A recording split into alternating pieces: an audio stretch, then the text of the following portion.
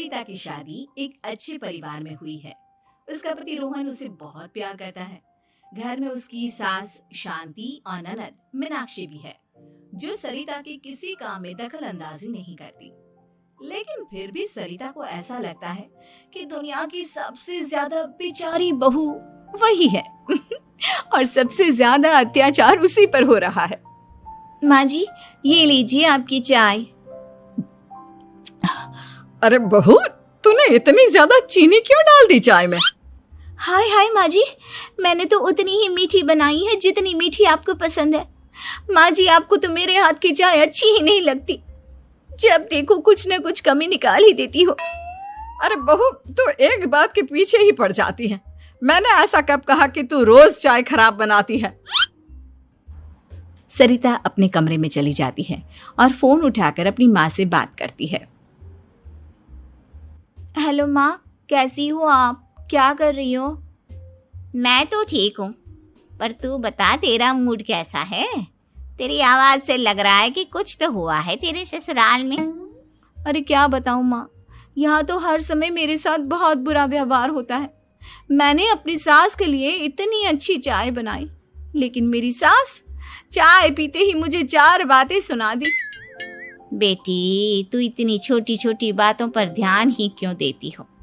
तुम्हारी सास ने कुछ बोल भी दिया तो क्या हो गया, वो बड़ी है ना तुझसे।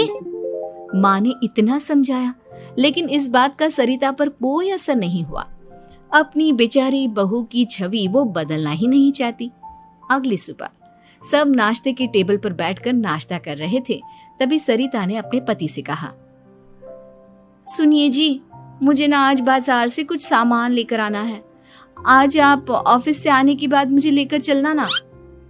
भाभी, मुझे भी कुछ किताबें खरीदनी है।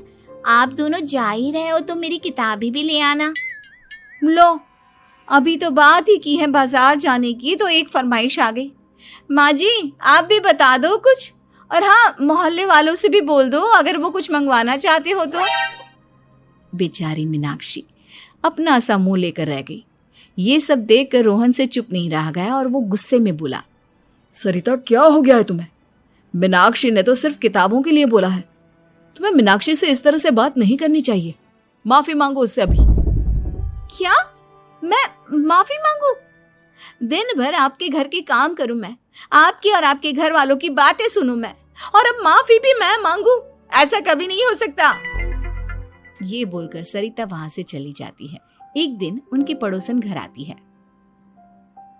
अरे सरिता, क्या कर रही है? और क्या करूंगी भाभी जी, बस घर का काम ही कर रही हूँ। आप बताओ कैसे आना हुआ? अरे मैं तो तुम्हारा हालचाल पूछने आई थी, लेकिन तुम तो बिजी लग रही हो। कोई बात नहीं, मैं बाद में आ जाऊंगी। और क्या करूं भाभी जी, जब से शादी होकर आई हूँ ना, बस काम ही कर रही हूँ। और इस घर में ना कोई मेरी कदर नहीं करता। पति है जो बस घर से ऑफिस, ऑफिस से घर। ननद को तो कॉलेज से फुर्सत नहीं। बची सास तो उनका सारा समय मेरी गलतियां निकालने में लग जाता है। अरे ये क्या कह रही हो सरिता? तुम्हारी सास तो पूरे मोहल्ले में तुम्हारी तारीफ करती फिरती है कि तुम बहुत अच्छी हो, पूरा घर तुम्ही ने संभाल रखा है। हाँ तो क्या हुआ, इसमें गलत क्या कहती हैं? सच्ची तो कहती हैं। मेरी मर्जी के बिना इस घर का पत्ता भी नहीं हिलता। शाम को जब रोहन घर आया तो उसने सबसे कहा, कल हम सबको मौसी जी के घर जाना है, उनकी बेटी की शादी है। सब अपनी अपनी पैकिंग कर लो, सुबह होते ही निकल जाएंगे। और सरिता, तुम कान खोलकर सुन लो, वहां जाकर किसी की बुराई भलाई शुरू मत कर देना, नहीं तो मुझसे बुरा कोई नहीं होगा। हाय हाय जी, आप तो ऐसे कह रहे हो जैसे मैं सुबह शाम सबकी बुराई करती फिरती हूँ।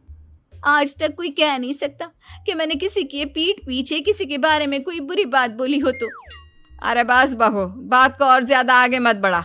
हमें सब पता है तू हमारे साथ क्या व्यवहार करती है। ये बात घर तक रखना, शादी में किसी को कुछ मत बोलना, नहीं तो सब कहेंगे कि शांति की बहू कितना बोलती है। हाँ हाँ, सब कुछ तो मैं ही बोलती हूँ ना। आप लोग तो हर समय फूलों की बारिश करते रहते हो मेरे ऊपर। सारी गलती मेरी है जो मैं इस घर में आई। सबका कितना ध्यान रखती हूँ, लेकिन फिर भी मेरी तो आप लोगों की नजर में कोई कदर ही नहीं है।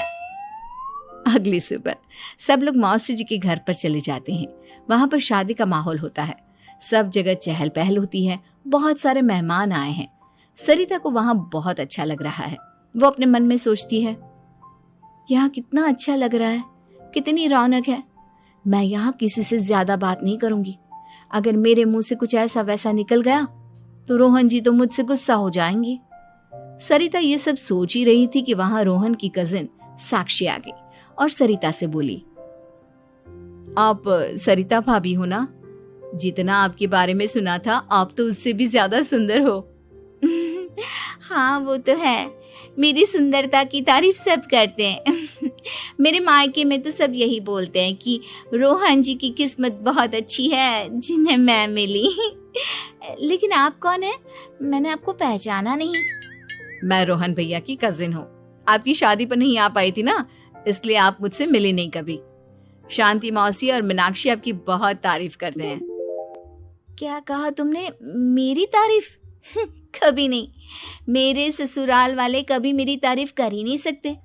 मैं इतनी अच्छी हूँ, मेहनती हूँ, लेकिन उन्हें तो मेरी कदर ही नहीं।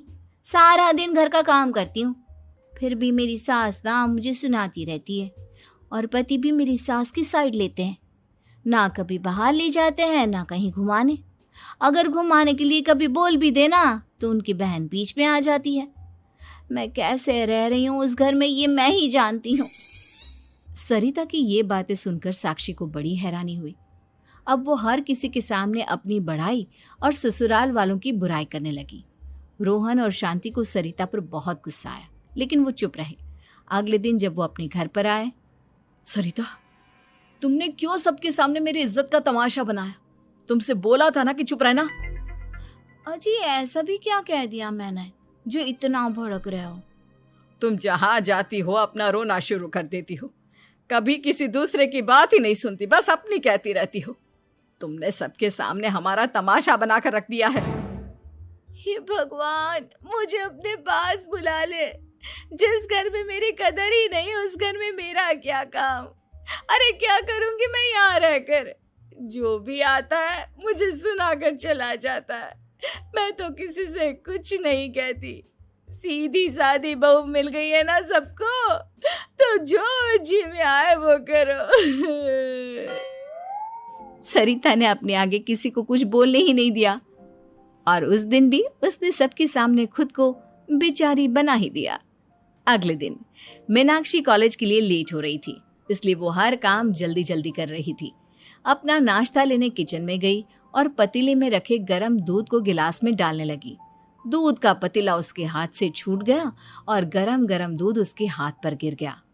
ओए माँ, हाय मेरा हाथ, माँ मेरा हाथ जल गया। मीनाक्षी की आवाज सुनकर सरिता दौड़ती हुई आई। ये क्या किया तुमने? तुम्हें नाश्ता चाहिए था तो मुझसे बोल देती, मैं क्या मना करती थी? अब पता नहीं कितने दिन की मुसीबत पाल ली तुमने। सरिता मीनाक्षी को उसके कमरे में ले गई और उसका बहुत ख्याल रखा। उसका इस तरह से ख्याल रखना शांति और रोहन को थोड़ा अजीब लगा। माँ, सरिता के दिमाग का भी कुछ पता नहीं। कल शादी में सबको इतना कुछ बोल कर आई है हमारे बारे में, और अब मीनाक्षी की कितनी अच्छी देखभाल कर रही है। ये ऐसा क्यों करती है? बेटा, तेरी बीवी की ना आदत हो गई है सबके सामने खुद को बेचारी दिखाने की, और आदत इतनी जल्दी नहीं बदलती। जब ये बोलना शुरू करती है तो रुकने का नाम ही नहीं लेती, इसलिए इसे पता ही नहीं चलता कि ये किसके सामने क्या बोली जा रही है। लेकिन दिल की बहुत अच्छी है।